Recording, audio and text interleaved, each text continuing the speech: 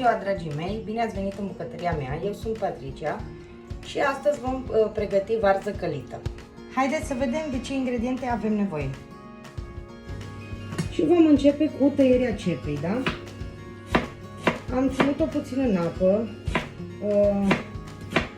așa, nu o să ne mai usture atât de tare la ochi în momentul în care o tăiem.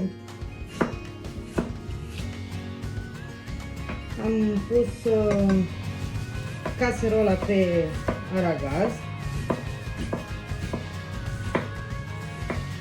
și așteptăm să se încălzească puțin. Între timp tăiem bine ceapa.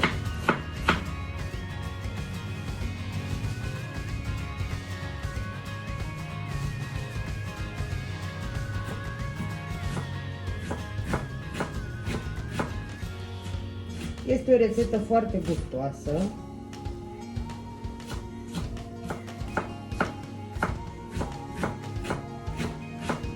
Ne face plăcere să mâncăm o farfurie de mâncare caldă.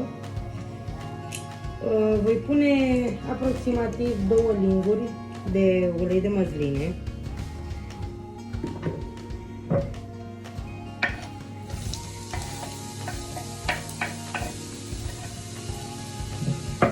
După care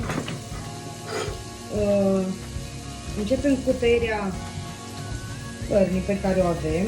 De data asta am să fac de costița afumată cu os.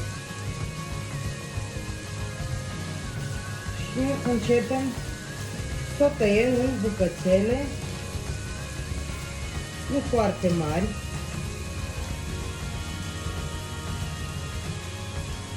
Putem chiar să și defăsăm carnea pe care o vom pune, dacă nu vă place cu os în mâncare și vreți doar carnea, dar osul dă un gust mai bun mâncării.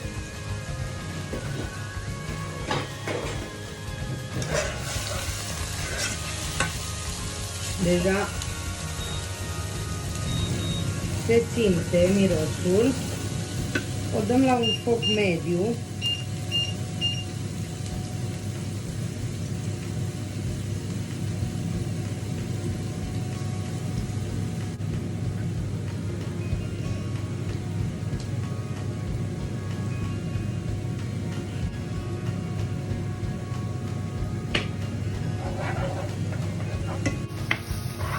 Am terminat de tăiat costița.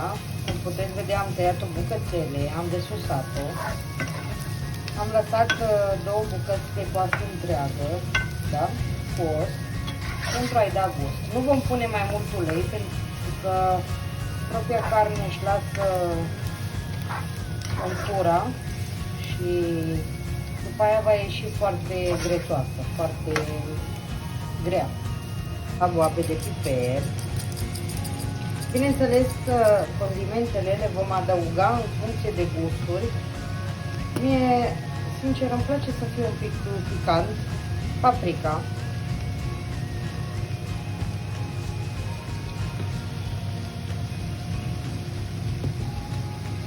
Sare. Nu sărați foarte mult. Depinde ce carne puneți. Și puțină salsa de tomate. Amestecăm.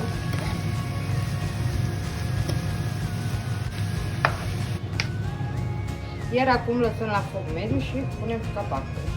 După aproximativ 20 de minute de lăsat varza la călit, vedem că deja a luat o textură mai moale față de cum am pus-o în tigaie. Dacă doriți, este momentul de a gusta un pic din mâncărica noastră pentru a vedea dacă mai are nevoie de sare sau de piper, sau asta depinde de gustul fiecăruia.